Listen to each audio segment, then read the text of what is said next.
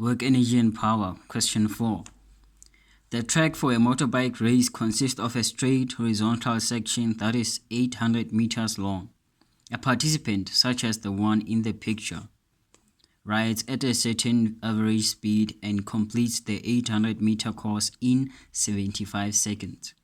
To maintain this speed, a constant driving force of 240 newtons acts on the motorbike. 4.1. Calculate the average power delivered by the motorbike for this motion. We are going to use the average power formula.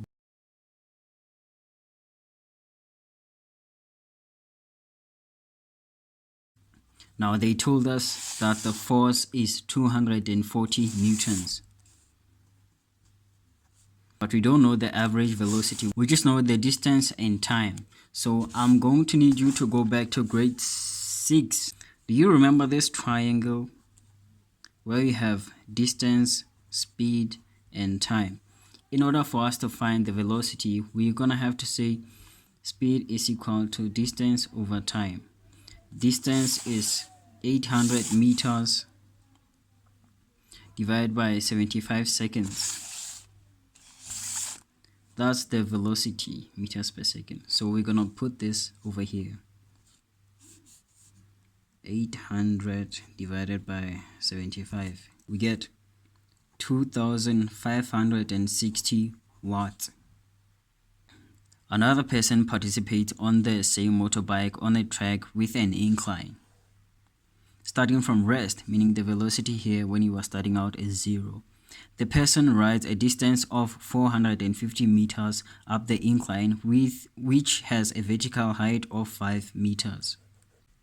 The total frictional force acting on the motorbike is 294 newtons. The combined mass of the rider and the motorbike is 300 kilograms. The average driving force on the motorbike as it moves up the incline is 350 newtons. Consider the motorbike and rider as a single system. Now notice something.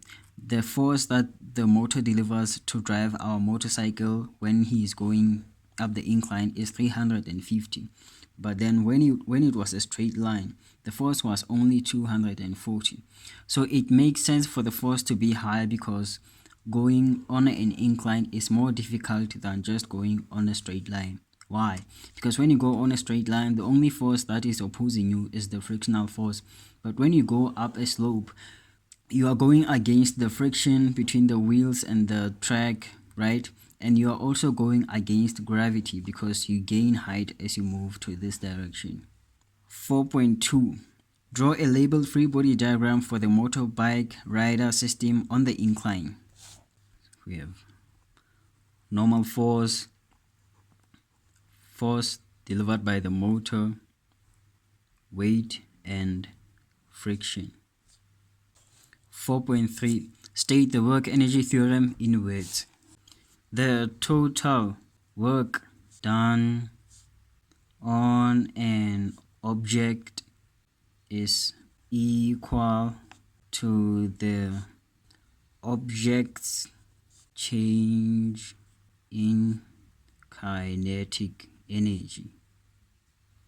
4.4. Use energy principles to calculate the speed of the motorbike at the end of the 450-meter ride. What we have here is a right-angled triangle. We are told that the distance of the incline section is 450 meters and the height is 5 meters above the ground. So we are going to have to find out the value of our angle of inclination, which is theta. So we're going to use trigonometry. So we have opposite and we also have hypotenuse. So we're going to use sine. Sine theta is equal to opposite over hypotenuse. Sine theta is equal to opposite is 5, hypotenuse is 450. Now in order for us to find theta, we're going to have to say second function of sine into 5450. Now we must just leave it as it is because if we put it in our calculator, we're going to get 0.63663 0.3288723. Now that's a long and tedious decimal. Now in order for us to understand the scenario, we're gonna have to draw a free body diagram again, but this time we're gonna break down the components of the weight. Normal force, force by the motor, weight perpendicular to the surface, weight parallel to the surface. We have frictional force. Let's remind ourselves of the question again. 4.4. Use energy principles to calculate the speed of the motorbike at the end of the 450-meter ride. Now, what is the formula that comes to mind when you think of V final? Something that has to do with velocity. The W net formula. W net is equal to change in EK. Now, W net is the sum of all the forces that are doing work on our object. W net is the sum of all the forces that are doing work on our motorcycle. So when we expand it, we're going to include all of the forces. So we have work done by a normal force plus work done by force of the motor plus. Now the question that I'm asking you is this: is normal force doing any work on our motorcycle? Well, the answer is a big no. Let me explain why. When we expand this, we're going to have work done by a normal force is equal to normal force times our displacement times cos theta. And theta is the angle between our motorcycle's displacement and the force that is acting on our motorcycle. So our motorcycle is being displaced in this line, right? And the normal force is acting perpendicular to that line. So the angle here is going to be 90 degrees.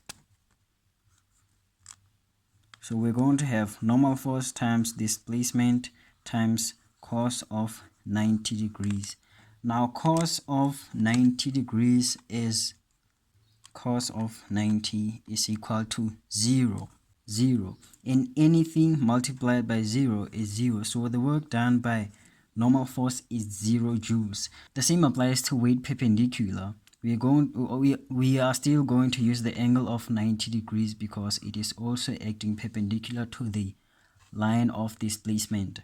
So what I want to conclude here is that forces that are acting perpendicular to the displacement of our object, which in this case is our motorcycle, do 0 work on our motorcycle.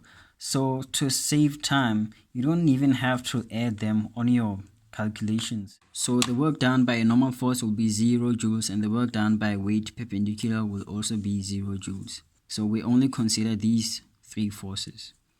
Work done by force of the motor plus work done by friction plus work done by weight parallel is equal to half mass times velocity final squared minus velocity initial squared. Now we're going to have to expand each and every formula. So we'll have force of the motor times delta x cos theta plus frictional force times delta x or displacement times cos theta plus work done by W parallel is mg sine theta times our displacement times cos theta is equal to 1 over the combined masses of rider and motorbike is 300 kilograms. 300 into our V final, we just leave it as it is, minus our V initial is 0 because they told us that the motorcycle was at rest, starting from rest, 0. Now here comes the most tedious part in work, energy and power. You're going to have to substitute everything here and you need to make 0 mistakes. The force delivered by the motor is 350 newtons, 350. Our displacement is 450 meters. 450 meters. Cos of, now we need to be careful here. Force delivered by the motor is causing our motorcycle to be displaced in this direction. So theta is going to be 0 degrees plus force of friction is The total frictional force acting on the motorbike is 294. 294. Displacement is still 450. Cause of, now friction is acting in this direction and our motorcycle is being displaced in this direction, so it is an angle of 180 degrees between the displacement and the force, so 180 degrees. Plus the mass of the motorcycle and the rider is 300 kilograms times 9,8 gravitational acceleration. Sine of theta, remember, so we put it as it is, second function of sine into 5 divided by 450 times displacement 450. Cos of weight parallel is acting in the opposite direction to the displacement of our motorcycle, so it is 180 degrees, is equal to half of 300 is 150 V final squared. So we're going to put this whole thing into our calculator, and we need to do it carefully because one small mistake and we're going to get the final answer wrong. Into 450 cos of 180, we get 10,500 is equal to 150 V final squared. Divide by 150, divide by 150. V final is equal to, this is going to cancel with this, and then in order for us to be left with V final, we're going to have to remove the power of 2 by putting it inside of a square root. 10,500 divided by 150. The answer is 8,37 meters per second. That's our final answer. Thank you for watching.